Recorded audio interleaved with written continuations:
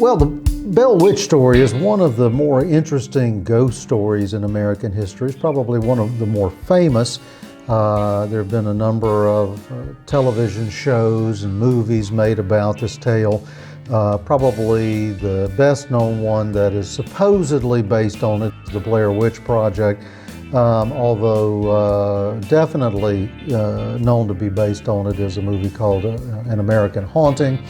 Although, of course, they take, a lot of artistic license when they do these type films.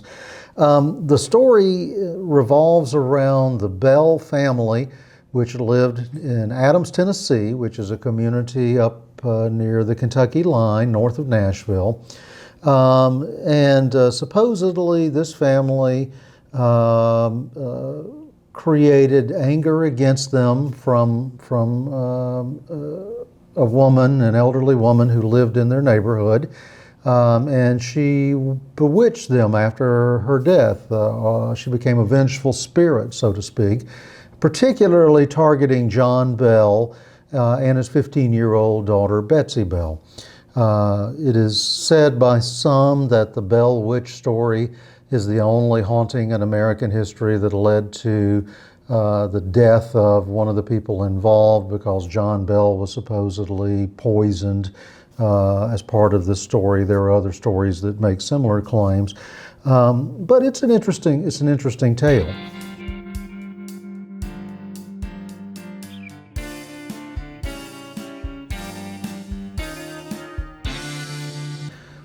Recently, there was a television program that made the claim that it had uncovered evidence from 1820 that confirmed the story of the Bell Witch. Actually, this evidence that was uncovered from 1820 is pretty well known. It's actually the account of Captain John R. Bell, who was a participant in the Stephen H. Long expedition. Now, the Long expedition was an expedition of exploration that went into the American West after the Lewis and Clark expedition. And the Long expedition went out to the Rocky Mountains to explore the Great Plains and the Rocky Mountains. And as it was coming back, the expedition came back down the Arkansas River. It reached Bell Point and Fort Smith, which is in present-day Arkansas. And at that time, it was a military post. Today, it's a well-known city in Arkansas.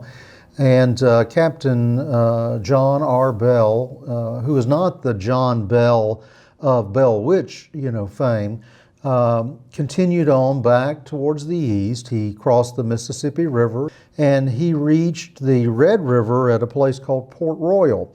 Now, Port Royal is now a state park, not very far from Adams, Tennessee, and that's where he said he crossed the Red River. Crossing the Red River there, he came on and he described Port Royal in his journal as a place where there were 2 dwelling houses, a store, and some stables. And he said that after crossing there at Port Royal in 1820, he went on to a community called Turnersville, where he said there was a good dwelling house and a blacksmith shop, which appeared to be the principal structures in this village of Turnersville. Now, Turnersville, even today, is a recognizable community in Tennessee. You can go there and you can still find this crossroads of Turnersville, Tennessee today. 5 miles from Turnersville, according to Captain Bell, he came to a place called Murphy's. And Murphy's he described as a good plantation or a farm where there were comfortable accommodations. Back in these days, travelers on the roads, there were very few hotels. They sometimes could find an inn or a stand where they would spend the night, but more often than not, they would stop and spend the night at a local family that offered accommodations, for a reasonable price, and kind of like a bed and breakfast almost, where they would spend the night and they would pay their host, a price to put up their horse in the stables, provide them with a bed, or sometimes even just a part of a bed, and with, for a meal, for dinner, and then for breakfast. And so they said that at this Murphy plantation, which was 5 miles from Turnersville, Tennessee, they met a number of families who were passing through on their way to Missouri. The great westward movement was underway into the Louisiana Purchase. Now, while he was staying here at the Murphy plantation, Captain Bell became acquainted with a very unique story, and he heard this story from other people who were there. And this is his account of it. I'm going to read this so I get it right. This is exactly as he wrote it in his journal. He said, "Rather a singular circumstance was here related to me of a young girl of about 15 years of age, residing but 3 miles from Murphy. A voice accompanies her, which says she should marry a man, a neighbor. Thousands of people have visited her to hear this voice. In many instances, it will reply to questions put to it. The visitors have left as little satisfied in their curiosity as before they heard it. Many are under the impression that it is ventriloquism imposed upon the hearers either by the girl or her brother, who it seems is generally in her company. Her family is respectable." That's the total account that was written by Captain John R. Bell in 1820. He does not identify this family that is involved in this incident as the Bell family, and he says that it is taking place about 3 miles from the Murphy plantation. Now, this could be the Bell family. It might not be the Bell family. Adams, Tennessee did not exist in 1820 at the time that Captain Bell was passing through. And it is interesting that he did not name the family.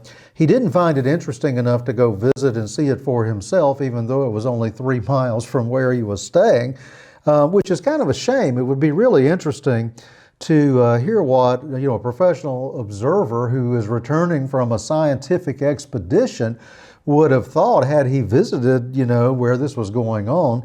He clearly thought, based on what he wrote, that it was ventriloquism, because that seemed to be what the people who had seen it and who had talked to him about it seemed to think as well. It is interesting that he didn't describe a large number of paranormal events as are commonly described in the Bell Witch story. What he described was a voice telling the girl to marry a neighboring gentleman. So it's an interesting story. It may be describing the Bell Witch case. It may not be. It may be describing a completely different family somewhere in that same general area. I don't know. I do encourage anyone who's interested to look up the Journal of Captain John R. Bell. It is available. This was published. This was written in 1820. And it is available in published form. You'll learn a great deal about this Stephen H. Long expedition to the Rocky Mountains. So even though this is just like one page on, I believe it's on about page 314 and 315 of the book, where this particular account takes place. But you will also learn a great deal about this expedition out across the Great Plains to the Rocky Mountains and all of these things they saw and the people they met and what the American West was like in 1820. It's a fascinating account.